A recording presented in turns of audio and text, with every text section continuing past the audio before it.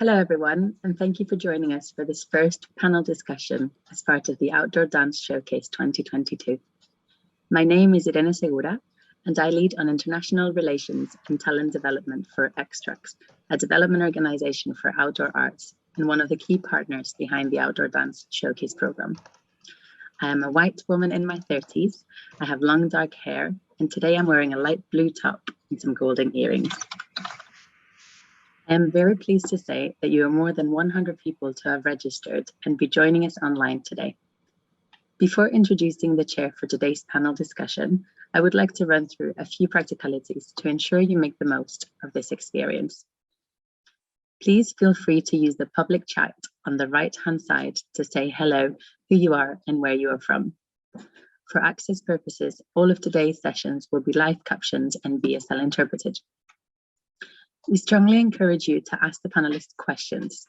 So to do so, please use the questions tab in the chat and we will pass them on to the chair. We're recording this discussion, which will be available to view on the event platform shortly after the end of the session and until Monday, the 4th of July. Feel free to comment, post and tweet about this event using the hashtag #OutdoorDanceShowcase22 and make sure to follow Xtrax, BIDF and Fabric on social media, as we will be sharing follow-up resources. Without further ado, I am pleased to introduce our chair for this session, Suba Subramaniam, Artistic Director and Joint CEO of Akademi. Suba is a choreographer and educator working at the confluence of dance, culture and science, having spent over 20 years as Artistic Director of two South Asian dance companies, Angika and Sadhana Dance. Creating work for theatres, festivals and alternative spaces, Suba's works are a result of in-depth cross-art collaborations with award-winning artists alongside extended periods of research undertaken with scientists and academic institutions. Thank you, Suba, and over to you. Thank you, Irene. Welcome, everybody. As they said, my name is Suba. I am a South Indian woman in her 40s. I have dark brown hair, shoulder-length hair, and I'm wearing a pink sleeveless top. I hope you're all well and looking forward to what we hope will be a really interesting discussion around alternative models of dance creation for public spaces. I hope the sun is shining where you are. It is a glorious day here. Thanks for taking the time to join us live. And if you're watching later, welcome.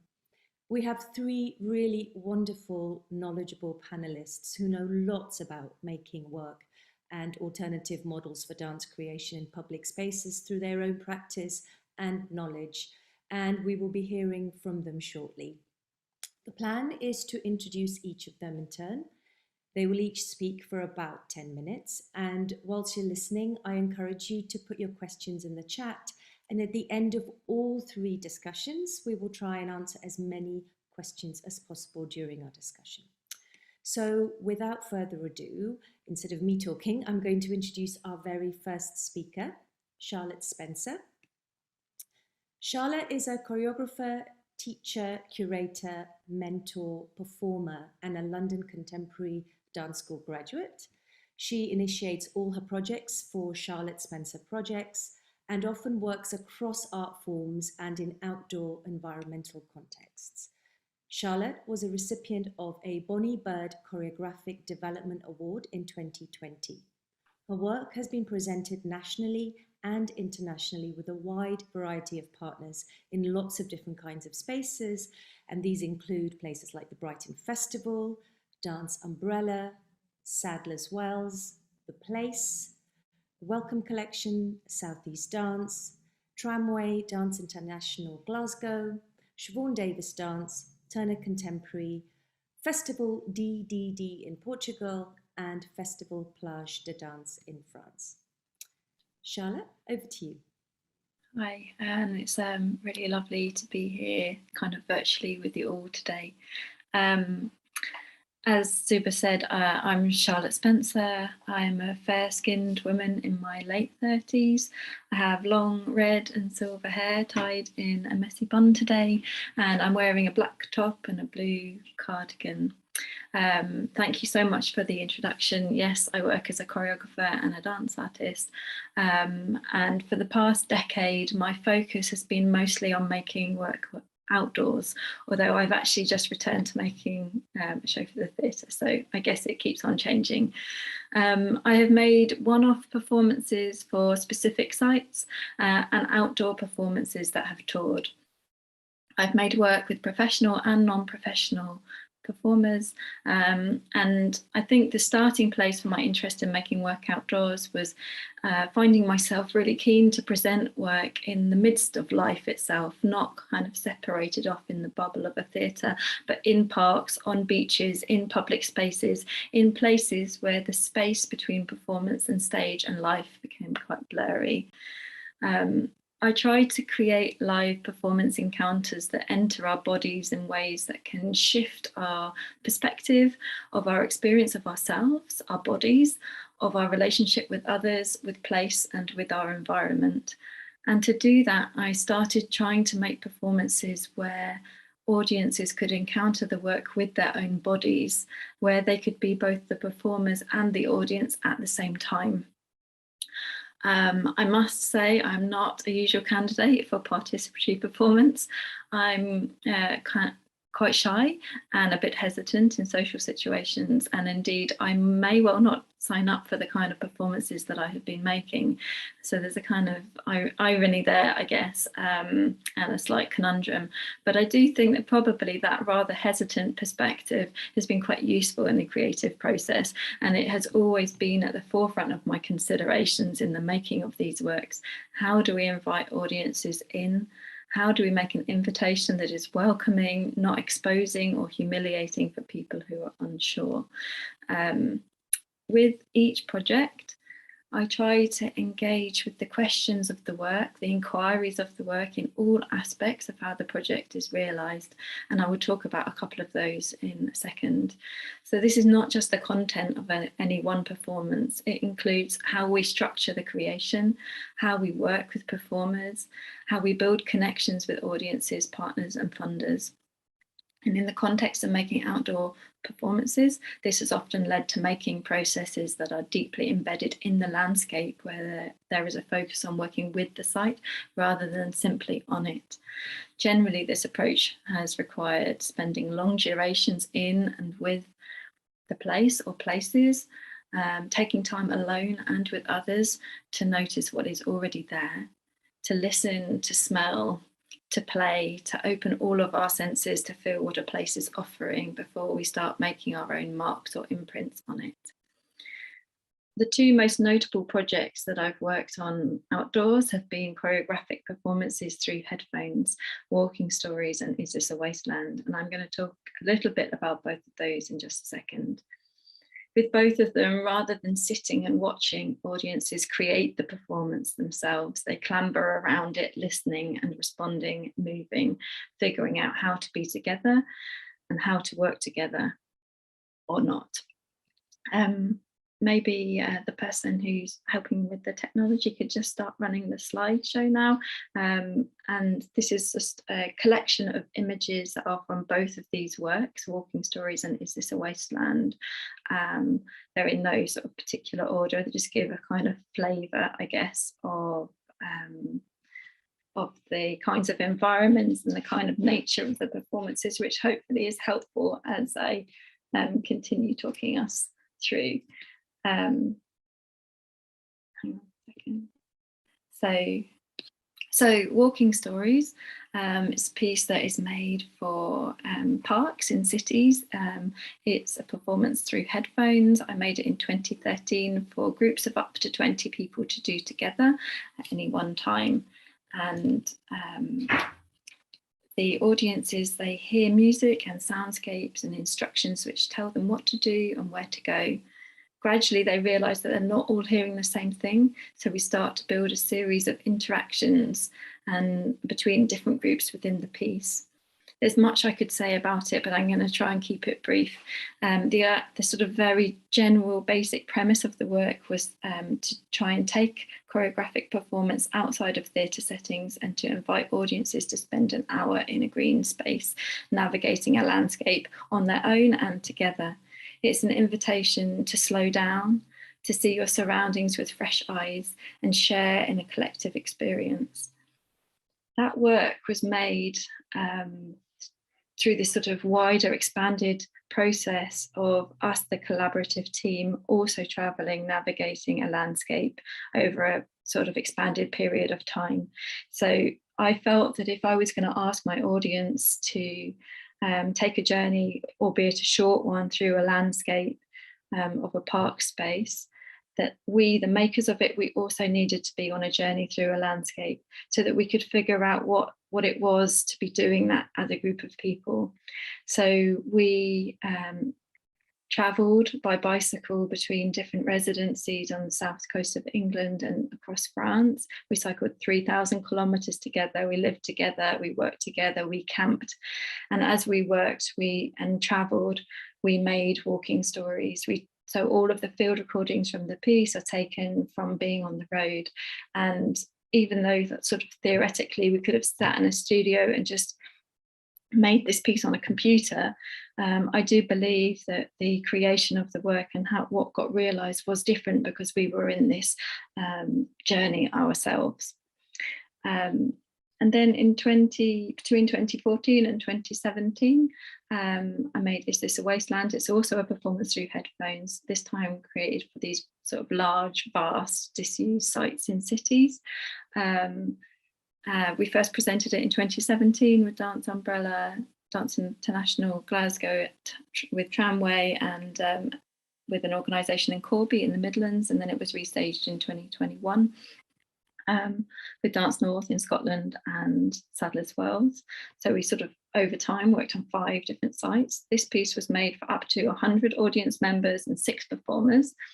Again, the audience respond to instructions and invitations amidst a detailed sound score. Gradually, they realise, once again, they're not all hearing the same thing. Indeed, there are 5 separate strands of audio material that are running simultaneously. During the work that lasts an hour and 20 minutes, everyone is involved in working with objects to build things with their hands and their bodies, to pull them down, to make new things. The landscape keeps on changing, morphing, becoming something else. Sometimes people are working together in groups, sometimes alone, sometimes in direct conflict with each other. The encounter is physical and tactile and somewhat confusing. It takes place at dusk. It starts in daylight and finishes around a fire, drinking hot chocolate, eating biscuits, chatting as the light disappears. It's a piece that tries to grapple with the complexity of our relationships, of how we value our land, homes, and material things, how we respond to autonomy, co-responsibility, and authority. It began with this big question: how can we live with positivity and hope in times of crisis? And I think that the performance we made doesn't really provide easy answers, maybe not any answers at all, but it does try to engage with how we can be together, even in challenging times. I think I was really interested in working in these empty spaces, to acknowledge what already thrives there, to participate in conversations about how we might imagine and animate our future spaces, to provide a space that made possible a wilder, more feral, more tactile version of ourselves than is normally permitted in public spaces. And by presenting the work on the very sites of change, it brings the themes of the project to the places where they are living. And this project was more a feeling of, I guess, indirect kind of response to the experience of making walking stories, which travelled a lot in the making of it and subsequently has also travelled a lot in the presenting of it. Is This a Wasteland was more a project about staying in single places for long durations of time to try and create a sense of, albeit temporary, occupancy and ownership of place, a place that normally we don't have access to because these are not public places, they're private places that are normally sort of surrounded in hoardings. And so it was a very different way of engaging audiences and of creating the work and of working as a collaborative team on it. I'll just finish by saying both of these performances are created by all those who arrive to experience it. Once the piece is running, we, the creative team, have very little control in how people interpret or respond to the instructions that we've devised. It really is a different work each and every time. And it's a different thing from sitting and watching or sitting and having a conversation here. Our questions are brought to life through the body, through all of the bodies of the audience's physical experience in direct relationship with the landscape that we travel in. And I think that has been really at the forefront of my interest these past years. And it continues to be so even now that I've sort of just made a new work for the theatre. This question about how do we create performance where you as an audience member feel like your body is in the midst of it and your body is changed by it is still very much in the middle of my creative inquiry. I think I will leave it there for now because there's plenty more to say, but there's plenty of other people. So thank you so much for listening. Thank you so much, Charlotte. That was really beautiful. I love the way you said and talked about how audiences could encounter the work with their own bodies. It's just such a visceral image to sort of leave us with as well, and all of the images. Thank you. I have a zillion questions, but I'm going to keep them all and not hog the space for later. So I'd like to now introduce, thank you so much, Charlotte. That was great. I'd love to introduce you now to Anna Källblad. Anna is a director, a choreographer, dancer and artist who makes work for the stage, for galleries and for public spaces. Anna is based in Stockholm and works all over Sweden and internationally in productions and also in touring work. She's a director and consultant for cross-sector international art projects and educational programs and is also a guest lecturer at art academies. Anna has performed and exhibited at international festivals in Stockholm at Moderna Museet, Dramaturn, MDT, Ericsson Globe, and many more.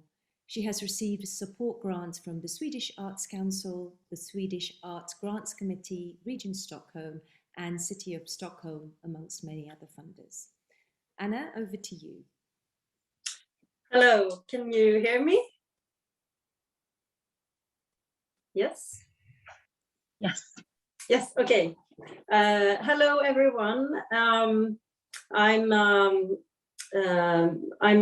woman in my 50s. I have brown curly hair. I'm white-skinned. Yes. So thank you for inviting me to this meeting.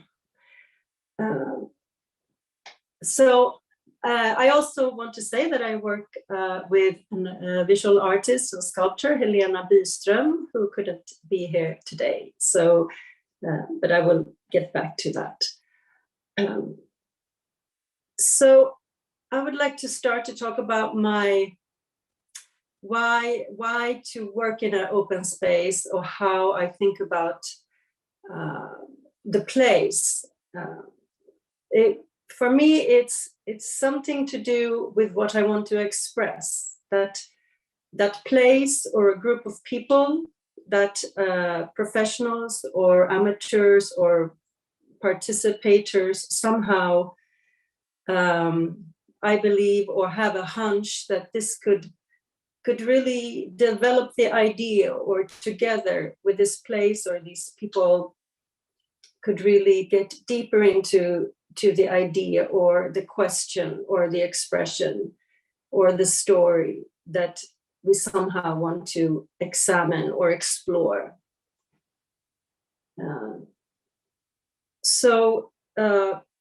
The place is chosen for a reason, both for its historical or conceptual and physical and visual reasons. So that we want to explore how can all of those mix with the movement and all the stories and the interpretations and feelings and explorations that the people who take part also bring. find or develop in this place. And something that is a curiosity of me and also Helena is the difference between being in a theater or a gallery. We make work for also for the stage and the gallery, but now I'm focused on the public space, and lately that's been where we mostly make the work. It is something about a directness and a closeness and an intimacy that we feel that you can have with an audience that is different than in a theater. So this is something that I find is really interesting, and also a possibility to reach people who maybe not go to the theater. So that's some of the reasons. And then my background is also as a contemporary dancer, and so how I think about the body, I really try to explore the movement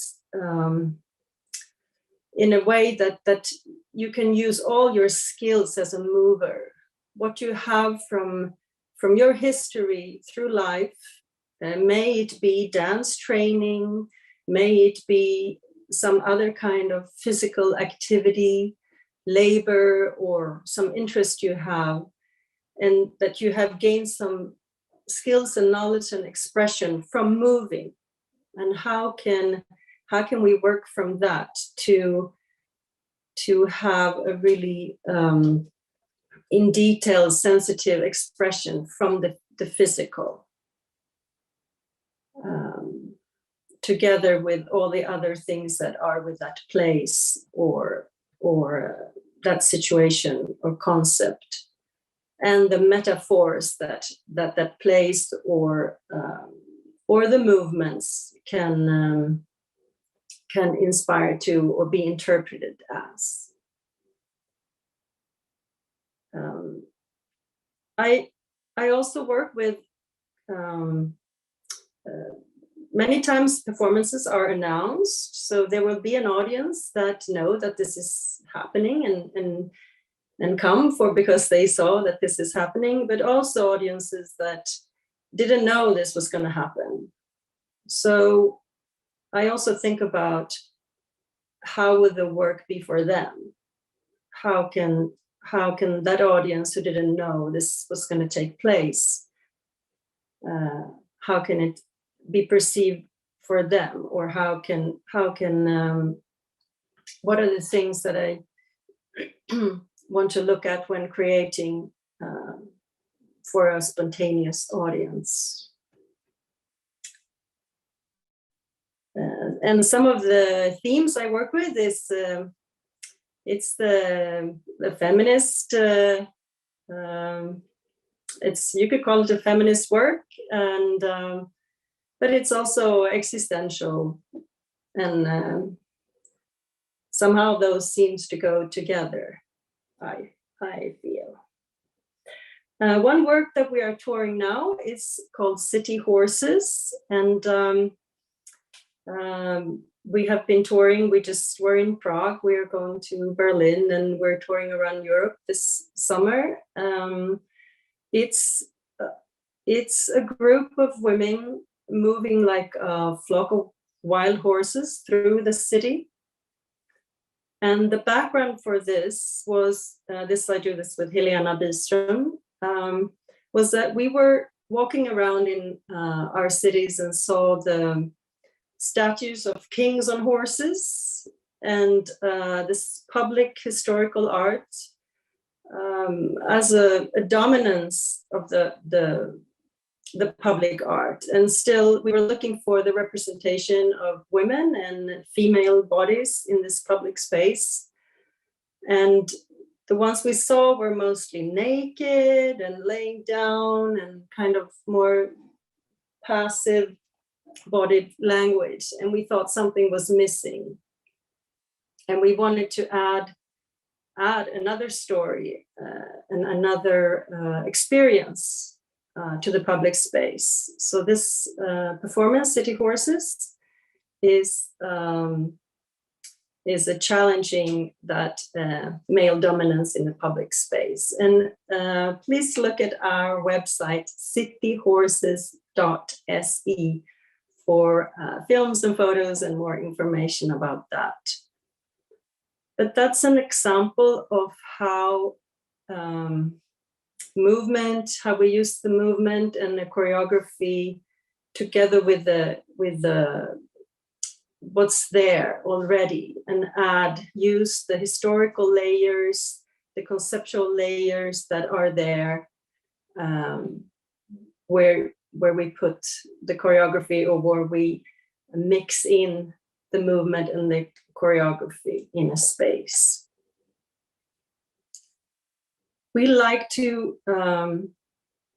also like to make projects that take a long time. We recently made a film that was commissioned from a small rural town with young women about what it was like living there. And there was a famous Swedish painter, Fanny Brate, who painted a painting in a room in that town 100 years ago. She painted her daughters. And being a female painter, she's not very well known, even though she's represented at the National Museum in Stockholm. So we made a film with two young women from this small town in the very same room that she painted her daughters. This we worked over a year, meeting regularly and meeting people in this place, and then filming in this room. And we actually have a premiere of this the 1st and 2nd of July in this small town. And you can find information of that on our website also, on our company website. So this is a little bit about how I work and how we work. So I think I'll stop there. Thank you very much for listening. Thanks so much, Anna. That was really beautiful. You've given us lots of really lovely images to think about. And also I love the way you talked about you bringing and adding other stories and experiences into a public space, and how you layer that with all the history and the context of the space in which the work is being made. Again, I have lots of questions about all that, but thank you so much. That was really, really beautiful. And our final speaker is Karen Wood. Karen is a Birmingham-born dancer, researcher, educator, maker, and producer. She works as assistant professor at the Centre for Dance Research at Coventry University and as associate director for Birmingham Dance Network.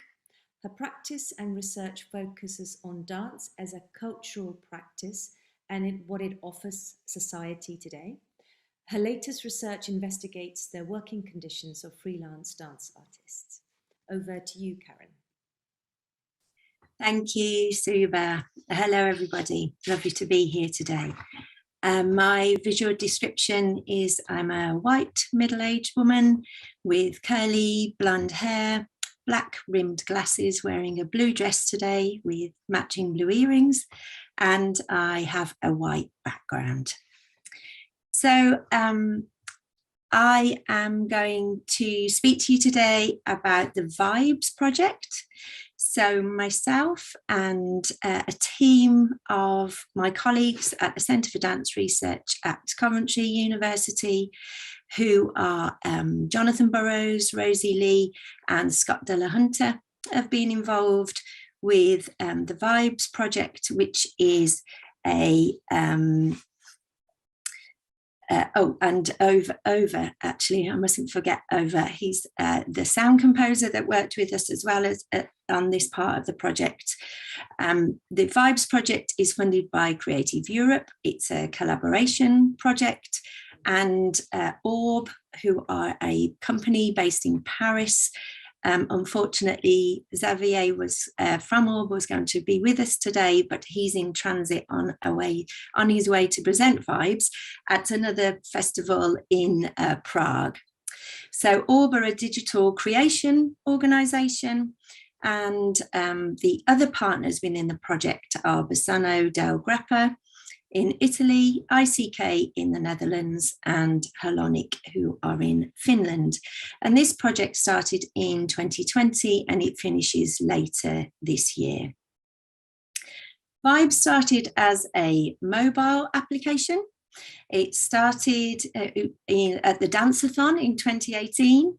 Orb created a digital platform and wanted to create choreographic protocols that worked with different sets of artists to create these protocols to have choreography performed in public places.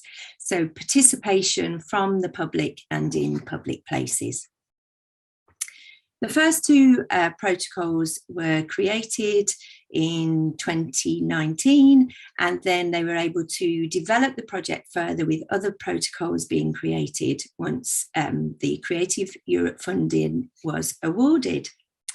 So I am just going to share my screen now and show you a little bit about the Vibes project.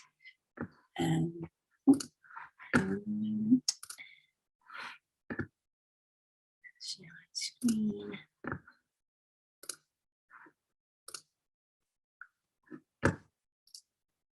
Okay, so hopefully you can see that.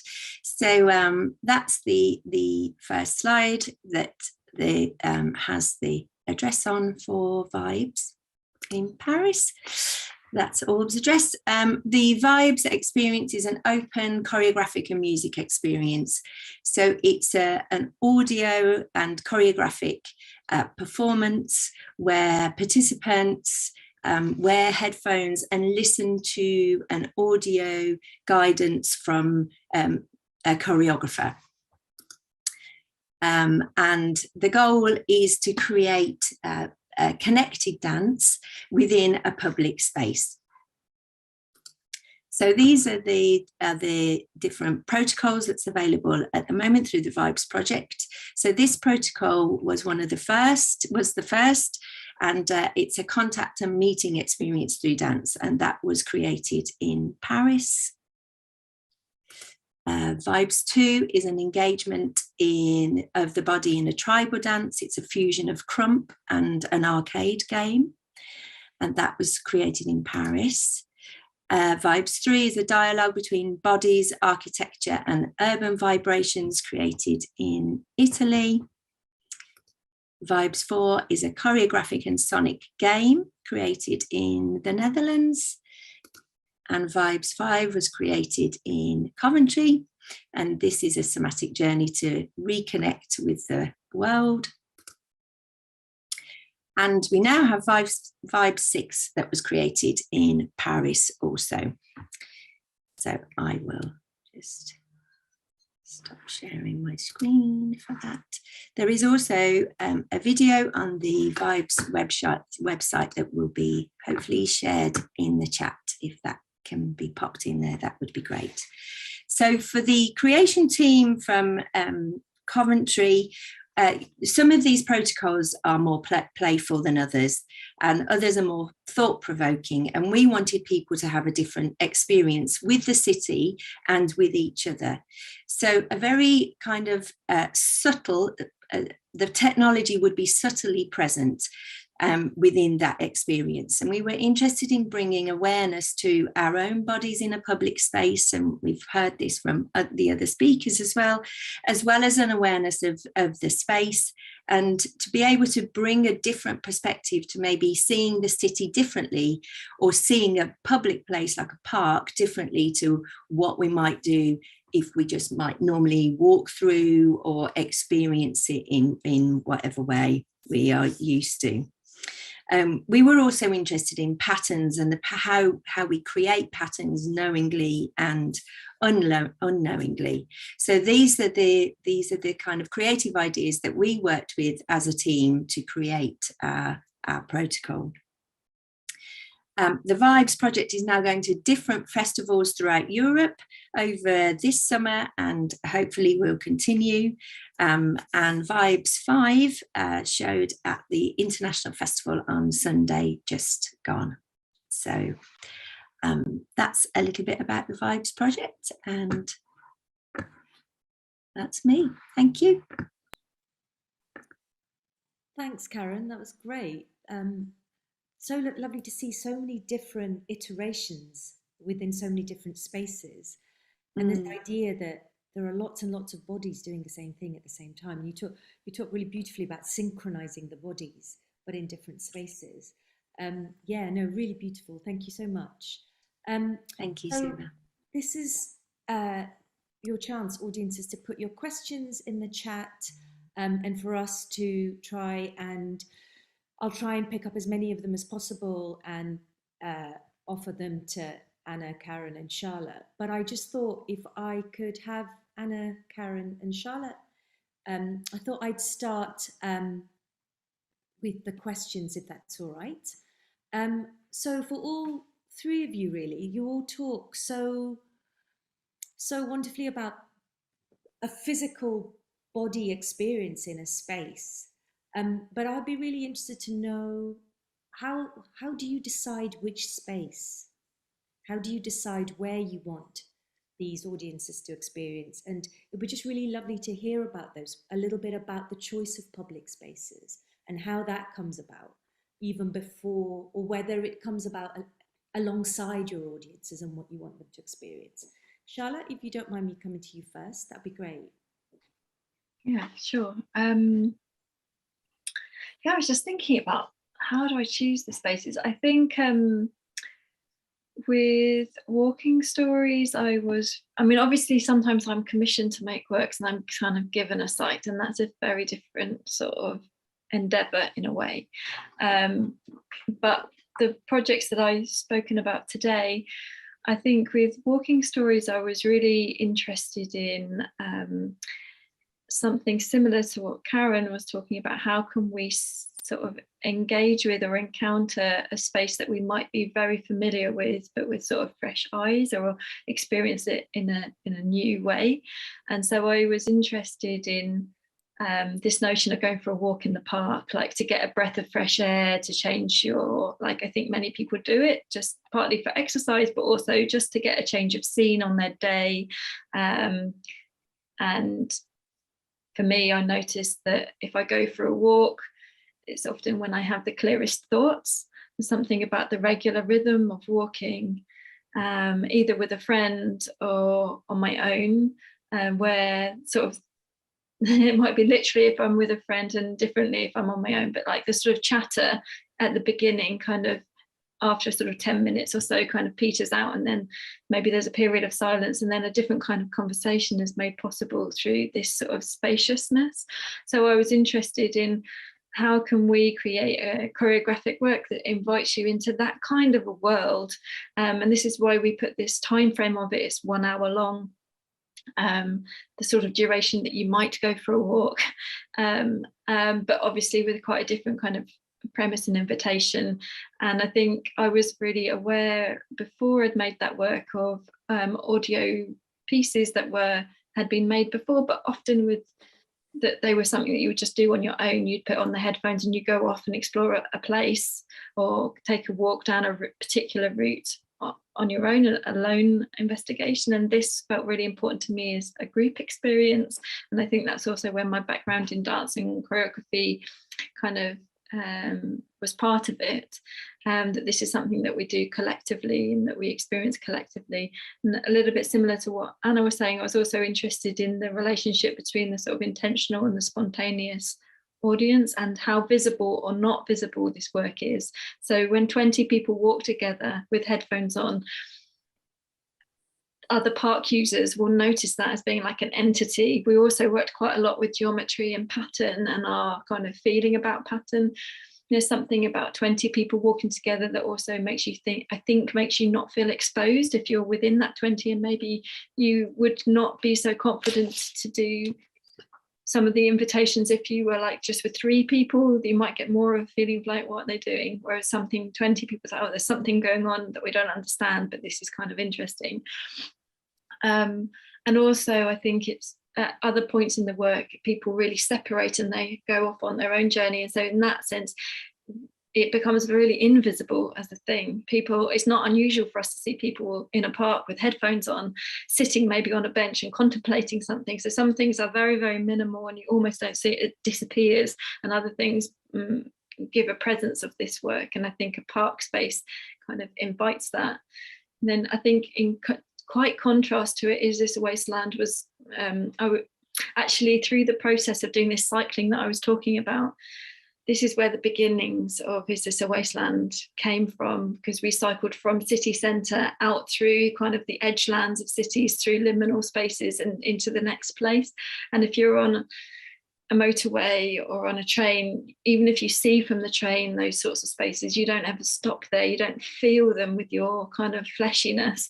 And so as we cycled these routes that were often these kind of unseen routes, I sort of started noticing these derelict left behind spaces and became super interested in them, in their kind of oddity and in the sort of scale of them, the architecture of them. And I got really fascinated about what would it be to gather there, to have a performance in that kind of space. And I mean, it became a whole other journey of, in terms of the producing, it was actually very, very difficult to get permission to be able to work on those spaces because they're not public, and people were very hesitant about letting us be in those spaces for lots of different very political and often really mundanely boring reasons. But it was also part of the reason that the project took really so long to realise. And I think through that process, I became more and more determined and curious about what the politics of land is, who has a say in what happens in those spaces, at what point do they become valuable or not valuable. So often in the development of land, at a certain point, developers want to bring cultural activity to those spaces just before they develop them to make it like this new neighborhood that's going to be exciting, etc., etc. And I really was not interested to play into that. I was much more interested in seeing whether we could invite people who live really local to those spaces into these performances, for them to feel like this space that they maybe walk past every day on their way to the tube or to work or whatever, to the bus stop, that they can't access, that for that moment in time that they are welcome and that they can access it and they can see their local environment from a different place and feel a sort of temporary sense of ownership of that place. And it brought up, I guess, lots of new questions about liminal space, about authority, about how we respond to authority, how much we are or are not controlled in our environment. So I guess that's just 2 examples.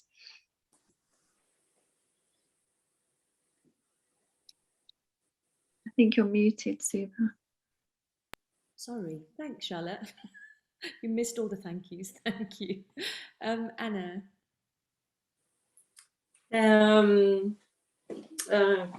Yes, so I think some places themselves suggests, here, wow, here would be, this gives an idea, that you can get an idea from a place. So sometimes it's that specific place that gives an idea for a topic to be researched, or a movement. Or it can be that we are thinking about certain questions, and then you come upon a place and, oh, this was really be interesting to explore this question here or this topic here. And sometimes it's the other way around, that you have some idea that you want to explore and you kind of look more purposely. Maybe you have an idea it should be urban, or it should be in some more nature setting, or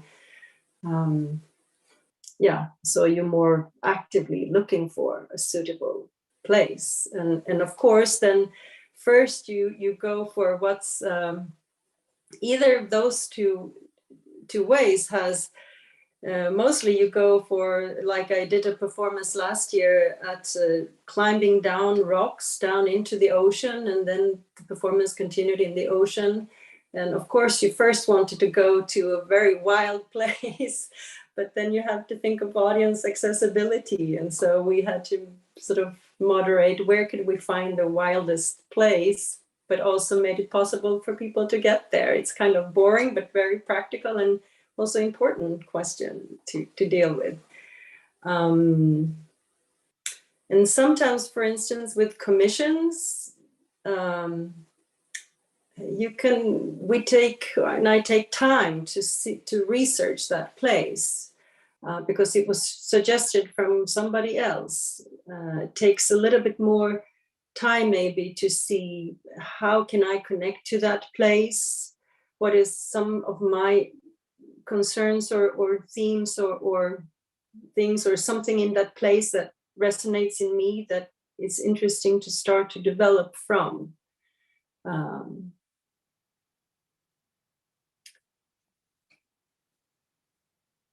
Great, thank you. Thanks, Anna. And Karen?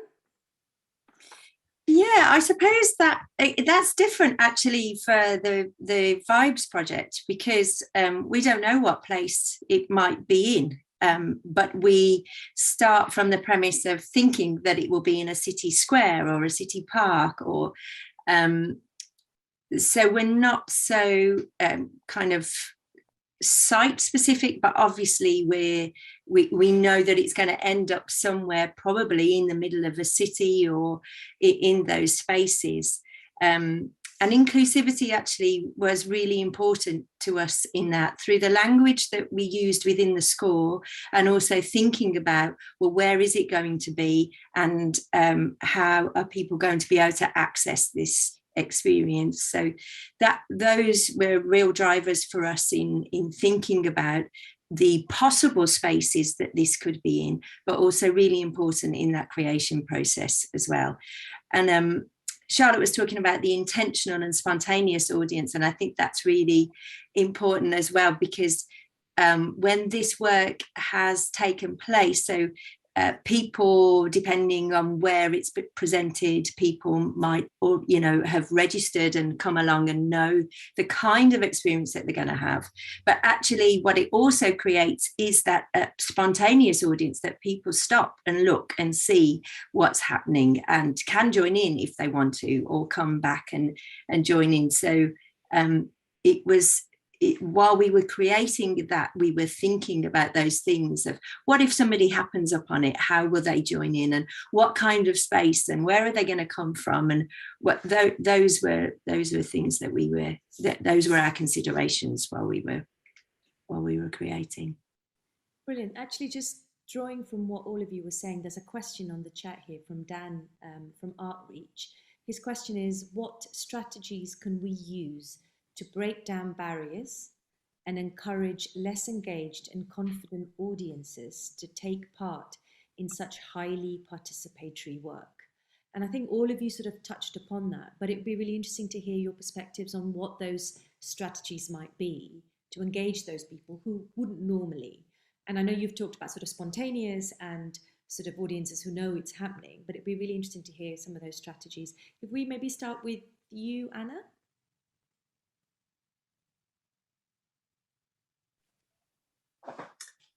I think you need to think about yourself as an audience member, and say, like Charlotte, you mentioned you maybe you wouldn't be a person who would maybe want to go into the performances you create, and sorry if I misunderstand you, but I'm thinking to I mean, of course, it so comes down to what is the work about? What do you want to express? I think, and is it of a confrontational nature, or is it very inviting nature? And all this goes back to the artistic, what you want to express. So how you set up this open door or barrier, or the moment for entering the work, or the place of passing through this kind of line or barrier or front. I don't know really, sorry for my English, but most people understand, okay, it's some kind of performance going on. And maybe you're not in a theater where the line is very clearly drawn between the stage and the people sitting in the dark. So if you're in another place, you don't have that clear physical borderline perhaps, but most people feel, okay, it's a performance. So how can I cross that line? What is it for me that makes it possible to cross it? So maybe you have to make it very easy and like a gentle way to go into something, that you don't feel somebody's going to demand a lot from me, or I'm going to be very exposed, or so how can you set it up that I can participate maybe anonymously or with not myself be put on stage if that's not what I want? And maybe another type of work, you really want the audience then or participants to become put on a certain stage, and that will attract a different person. That's great, thank you. Karen? Yeah, I think what Anna was saying really kind of chimes with the things that we were considering as well. That gentle way in and not feeling exposed is actually really, really key. And we, through the creation process, we worked with different groups of people. So we worked with a group of professional artists. We worked with other communities of people, and finding ways of how this could be accessed. And I think that, you know, some people might not want to be singled out. So what is that gentle way in, and how do you make that comfortable for people? And that's what we wanted. We wanted people to interact as well as have their own individual experience. So how are you able to create that? But I think also knowing who can access the work and knowing who can't is also really key. And that you know, helps through the marketing of the work as well. You know, for the Vibes project, people put in earphones. There's a soundscape, and it was pointed out to us that might be overwhelming for people with sensory processing challenges. So being able to say that actually then, you know, helps people know whether they can access or not, and that might change on a daily basis also. And part of what we also say in the introduction is that people have the permission to sit down whenever they want to, or come out of the experience whenever they want to. So that would hopefully also help in any decisions about continuing or not. No, that's really important actually, is that feeling of that you don't have to do anything. And it's quite difficult sometimes, I suppose, to get that across when you're when you're inviting people. No, thank you. And Charlotte? Yeah, I think there's sort of two sets of considerations. One is about how you build trust once you've stepped across the line and say, yes, I want to participate in this, which, as both Karen and Anna have been talking about, is sort of how this was full of consideration for us with these works, that we the beginning of the work feels very possible, that you're literally just walking and listening and stopping. You're like, oh yes, I can do this, I'm not exposed, it's okay, I'm not going to be asked to like convene with a tree or something. I don't know, like things that people might be anxious about.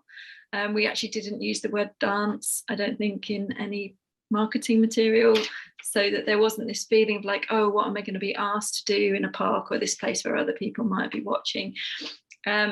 So I think there's something about how you sort of build an experience that means that once you're in it, you feel like you can keep being in it. And we found the headphones actually very useful for that. And feedback was really strong about this, in terms of like the headphones feel like they give you permission to do things that you might not otherwise feel like you had permission to do. It feels like quite a private space, but also a shared space.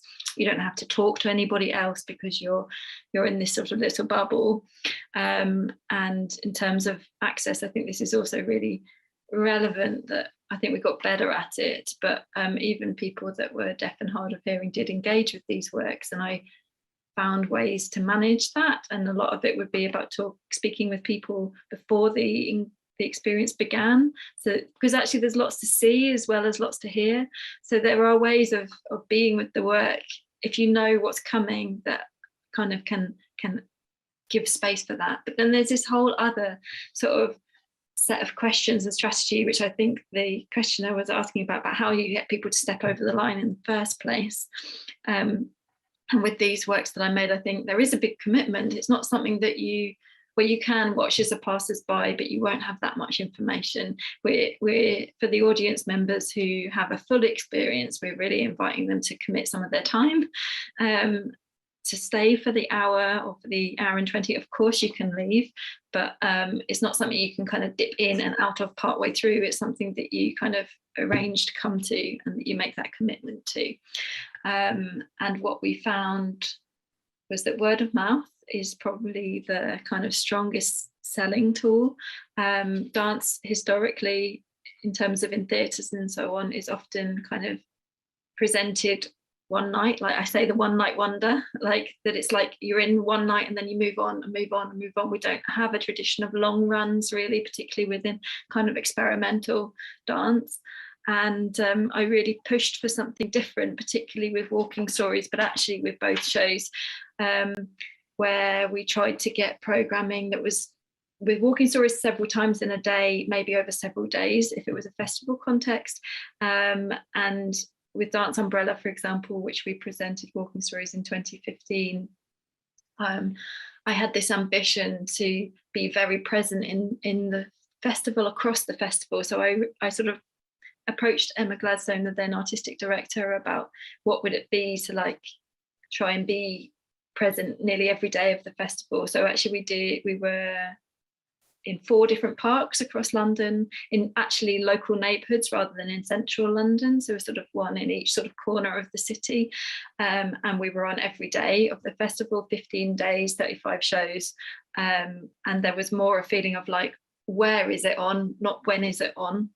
And word of mouth definitely was something that we could see in terms of the audience numbers and the bookings. It kind of did this big arc through the course of the festival. And I think when you're doing something that is experiential and that you have the experience with your body, the people who have done it are the best sellers for you. They're like, oh, that was incredible. I feel totally different.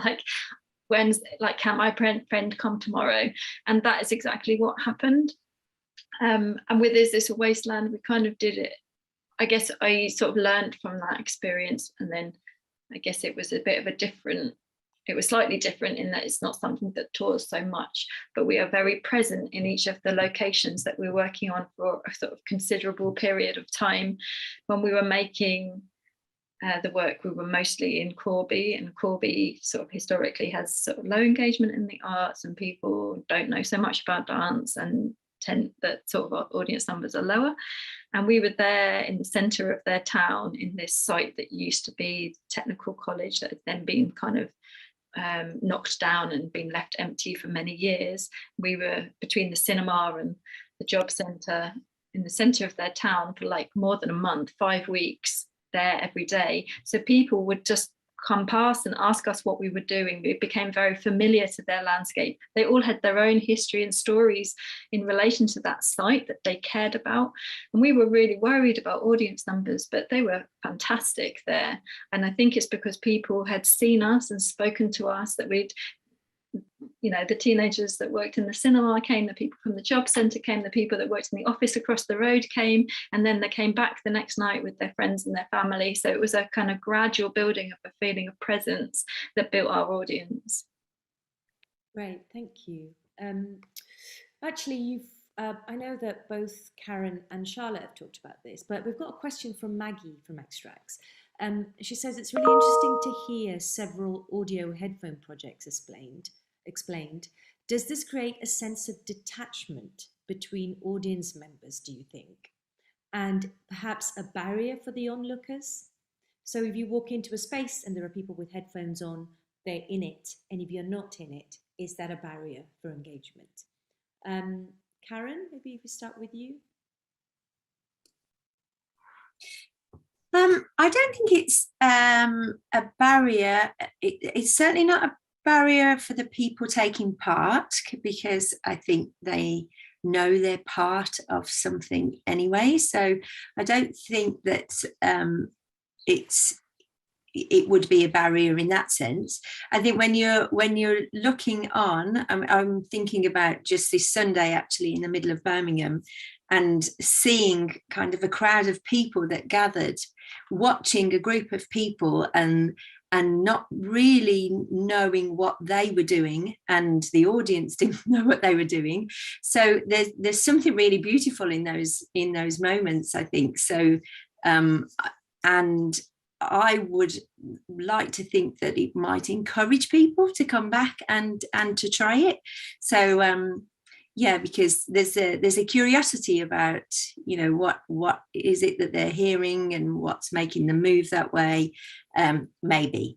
But I don't necessarily think it would be a barrier for, certainly not for the people that want to participate anyway, because you start to notice that you're either doing the same as people or you're doing something different, and then there's moments where you're asked to connect with other people as well. So that those connection moments are specifically created so that, you know, you're there as a collective. And Anna, with any projects that you've been part of that has involved headphones? No, but we solved it. We had, I did an interactive installation, so there was a big room, and when you moved in it, you activated certain sounds and music and lighting, but we used cameras, and we were not recording, so they were just movement detection. And then it was choreographed so that depending on how you moved yourself, and depending in what constellations you moved without others, you activated different sounds. So you activated a soundscape and a lighting scape. So the room changed as you moved slow, fast in certain places, in certain rhythms. And we did it like that because me not being very technical, but of course I work with technician in this project, and we worked with a composer and a lighting designer. But we wanted to get to that it should be sort of live, IRL, with the people in the room without some kind of apparatus on the body. So we wanted to have this, that you could also have the sensitivity and focus on other people's, with all, you know, eyes and ears and feeling the body around. Thank you. And Charlotte? I think one of the responses we've definitely had from audience members is that sometimes that they describe the experience of the headphones being something that both makes them feel connected to the group that they're with, and also feel separate. So there's sort of this dual thing of feeling like, oh, we're with many others and we're on this thing together, but we're also like in our own little world. So there's sometimes feedback of feeling alone and feeling connected and shifting in those planes. And I think sometimes the sort of first, like in both the works, people, unless they've already experienced one of the other pieces before, they don't know at the outset that the instructions will deviate, that they're not hearing all the same thing, because they will start in the same place where the information at the beginning is the same, and then gradually the instructions start sort of deviating. And that moment is a bit like a kind of, if you're on the outside and you know what's going to happen. It's a bit like watching something tear a little bit as people start to realise, oh, maybe I'm hearing something else. And that moment can, I think, sometimes feel not alienating exactly, but confusing, because other people seem to be doing something different from what you're doing. And it takes a level of confidence to be like, no, I've been asked to stop. So I'm going to stop, even if somebody else is continuing to move. And that can be like a kind of place of tension to begin with. And sometimes it results in everybody carrying on moving, even if they've been asked to stop, or everybody's like, there's a sort of tentativeness sometimes that happens in a group. And then I think gradually a confidence builds of like, oh no, I can just, it's a sort of moment of liberation also of like, oh, actually I'm hearing something else and I can just be with that. I don't have to worry about anybody else. I can be with the thing that I'm doing. And also, I think it also holds this potential of giving permission of like, do I want to do the thing that I've been asked to do or not? Because I do have some agency of choosing not to, of taking the headphones off. With is this a wasteland that's wireless? We use sort of like it's actually kind of conference technology, a bit like silent disco. It took a long time actually to get the technology working right on the scale of the sites we were working on, and not interference and things. But sometimes people realize that they can actually switch which strand they're listening to, and so they'll flick around. So there's these other kind of layers that are possible. I think for the people, the onlookers maybe in the park who are not participating, as Anna said, I'm not sure if it's a barrier. I think it creates curiosity. Definitely you don't feel part of it because you don't know why these things are happening or these people are engaging in this act in the way that they are. And often it feels like with very sort of strong focus and attention, they are really inside the world that they're in, and you can't really fathom why if you're on the outside of it. So yes, there is a separation. I think there's a kind of distinct boundary, and occasionally people's headphones will go wrong or stop working, and then you feel definitely like you're out of it when you were in it before. So those things are really interesting for me, I think. And my decision to work with headphones was less about me being really into headphones, but more about that they weren't created the possibility for creating the kind of encounter that I was interested in outdoor spaces without me like with a megaphone shouting at people. So it's really interesting to hear you, Anna, talking about a different way of inviting people into a physical experience, participatory experience that's not with that.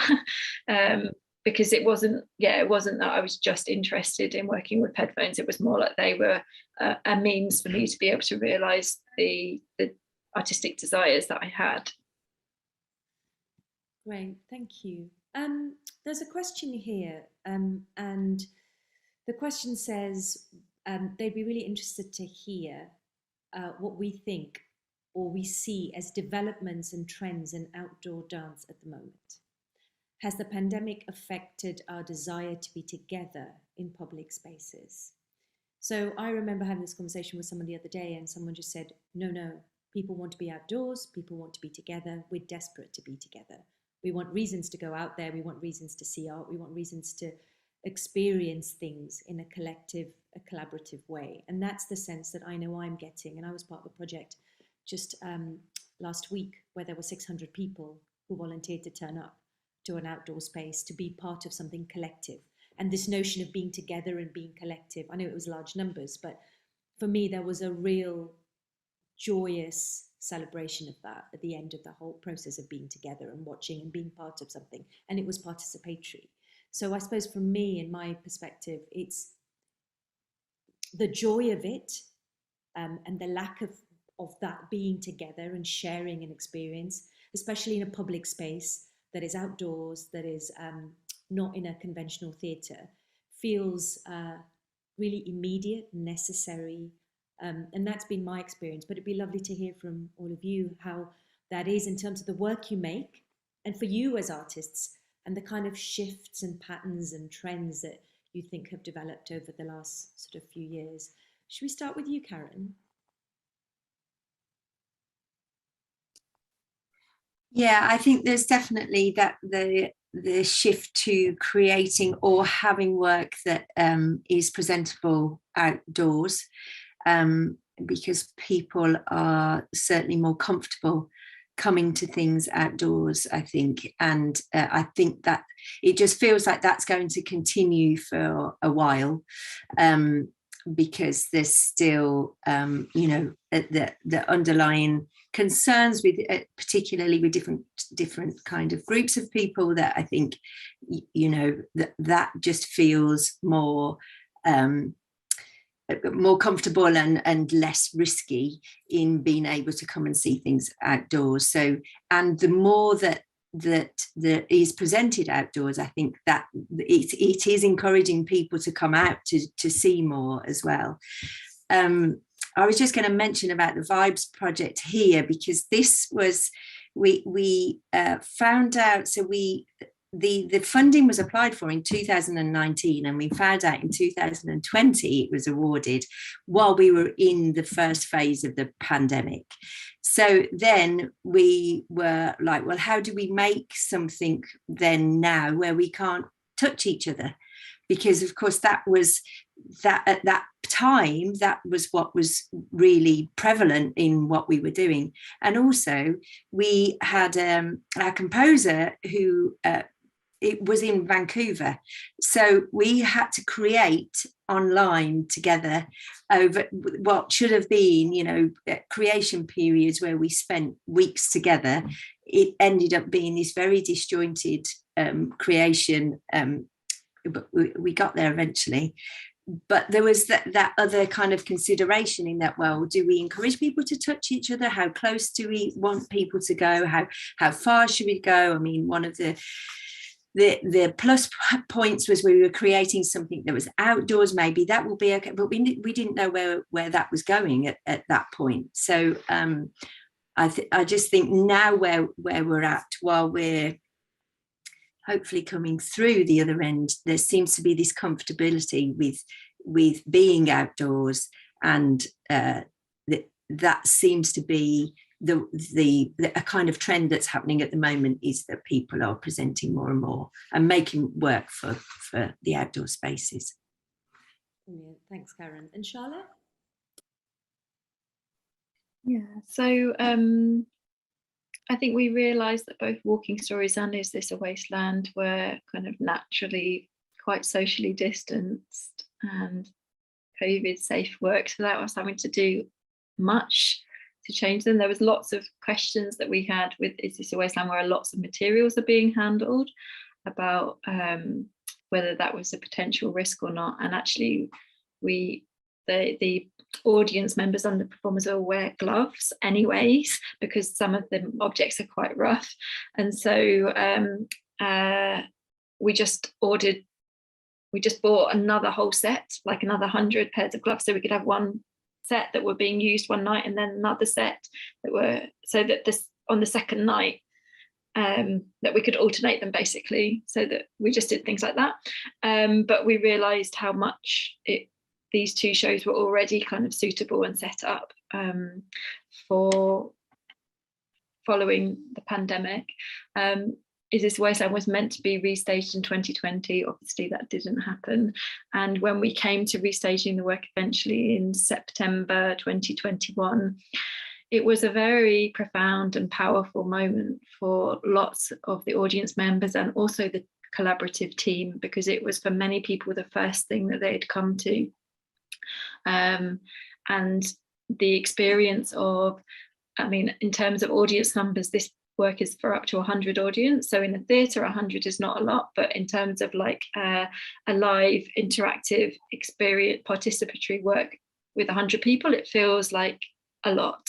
It feels like a big kind of epic scale of gathering, because it's a bit like having 100 performers on a site at any one time.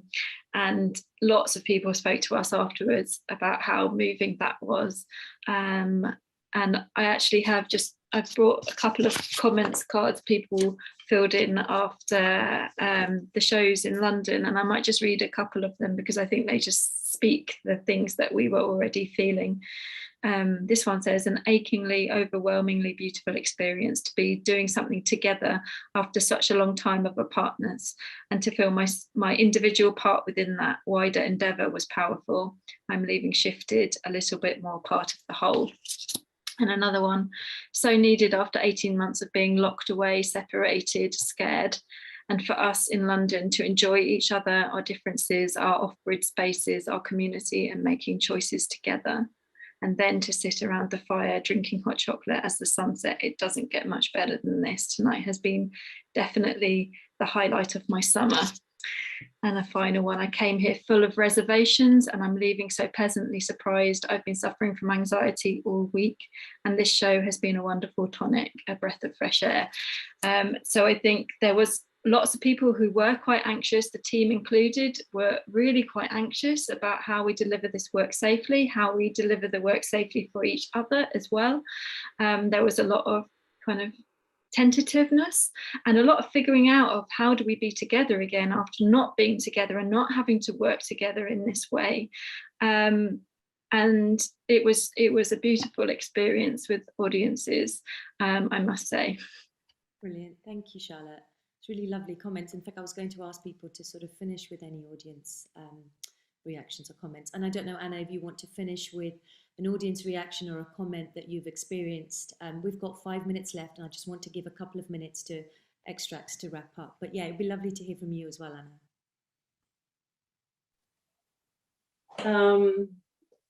No, but I recognize some things that Charlotte and Karen spoke about, and something that I came to think of also, if you think historically about outdoor performances, of course, there's something that's been going on, much longer than in theaters, and maybe also can be interesting in terms of accessibility and who is the audience there. If you think about traditionally who performed in the streets and who had access to that, and what kind of status did that have, and now there's more possibilities and funders are getting onto it, and theaters and festivals. I mean, before it was much harder to come to a theater and say, hey, we want to do it outdoors, because of course they have to sell tickets, and this is a problem. How do we sell ticket maybe in an outdoor performance? And so there are all these kinds of other things that come into play. But